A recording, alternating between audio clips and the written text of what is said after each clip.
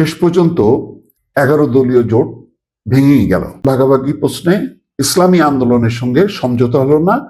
আজকে আনুষ্ঠানিকভাবে তারা জানিয়েছে যে 268 আসনে তারা এককভাবে প্রতিদ্বন্দ্বিতা করবে।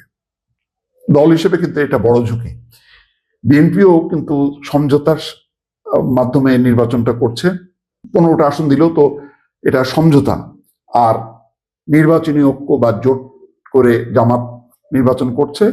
ইসলামী আন্দোলন, হাত পাখার ইসলামী আন্দোলন সাহসিকতার পরিচয় দিল, তারা এককভাবে নির্বাচন করবে।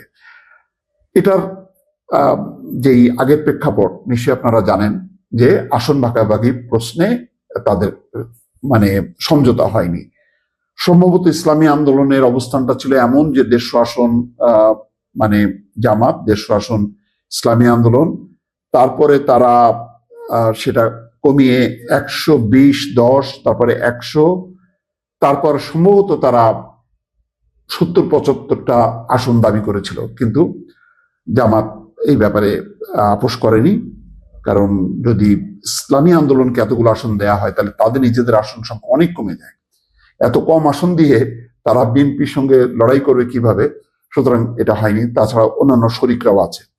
এই অবস্থায় এটি শেষ পর্যন্ত অনেক চেষ্টা হয়েছে। কাল এক পর্যায়ে তাদের আগের দিন যেই সংবাদ সম্মেলন ছিল সেটা স্থগিত করা হয়। গতকালকেও তারা তাদের নির্ধারিত সময় যেটা করার কথা ছিল 8টার সময়, সেটা আরো পিছিয়ে তারা করেছে। শেষ মুহূর্ত পর্যন্ত তারা চেষ্টা করছে। সম্ভবত মামুনুল হক, খেলাফত মজলিসের মামুনুল হককে দায়িত্ব দেওয়া হয়েছিল। মামুনুল হকও সেটা সমঝোতা করতে পারেনি। তারা মোট 270টা আসনে মনোনয়নপত্র জমা দিয়েছিল, কিন্তু 2টা আসনে মনোনয়নপত্র বাতিল হয়েছে। এখন 268টা যে আসন, 268টা আসনে এককভাবে তারা নির্বাচন করবে।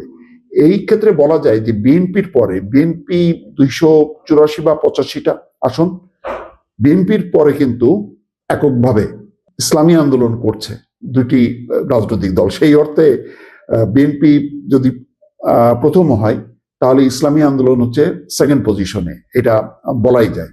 তো এটা ঝুঁকি হোক আর যাই হোক না কেন, তারা যেহেতু পুরো বিষয়টা ছিল একটা আসন ভাগাভাগি বা একটা সুবিধা প্রশ্নে ভাগাভাগি বা বন্টন, সুবিধার বন্টন, সেই বন্টনে শেষ পর্যন্ত সমঝোতা হয়নি। বাকিরা মেনে নিল। ইসলামী আন্দোলন শেষ পর্যন্ত তারা তাদের অবস্থানে অটল ছিল এবং দৃশ্যত আনুষ্ঠানিকভাবে ভেঙে গেল। এখন জামাত ইসলামের জোট, আগে তারা বলতো 11 দলীয় নির্বাচনী জোট, এখন তাদেরকে বলতে হবে 10 দলীয় নির্বাচনী জোট। দর্শক।